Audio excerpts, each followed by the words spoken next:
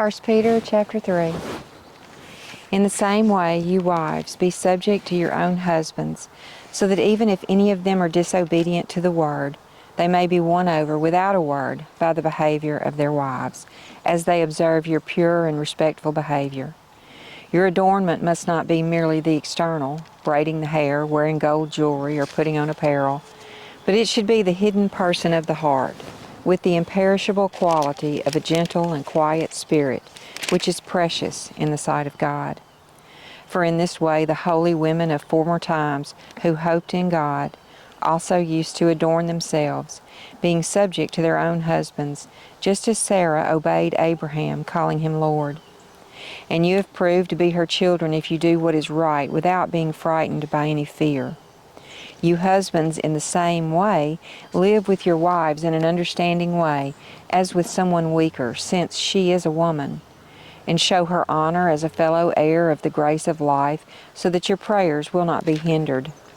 To sum up, all of you be harmonious, sympathetic, loving, compassionate, and humble, not returning evil for evil or insult for insult, but giving a blessing instead.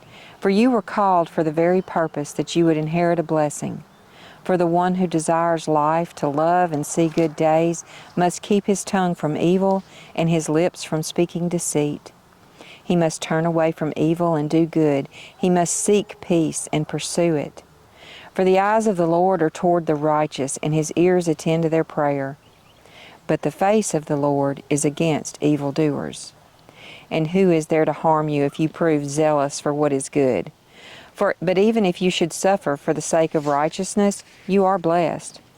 And do not fear their intimidation, and do not be in dread, but sanctify Christ as Lord in your hearts, always being ready to make a defense to everyone who asks you to give an account for the hope that is in you, but with gentleness and respect.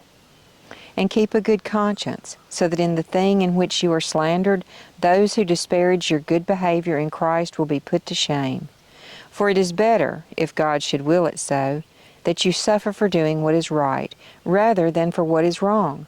For Christ also suffered for sins once for all times, the just for the unjust, so that he might bring us to God, having been put to death in the flesh, but made alive in the Spirit, in which he also went and made proclamations to the spirits in prison, who were once disobedient, when the patience of God kept waiting in the days of Noah, during the construction of the ark, in which a few, that is 8 persons, were brought safely through the water. Corresponding to that, baptism now saves you, not the removal of dirt from the flesh, but an appeal to God for a good conscience, through the resurrection of Jesus Christ, who is at the right hand of God, having gone to heaven, after angels and authorities and powers had been subjected to him.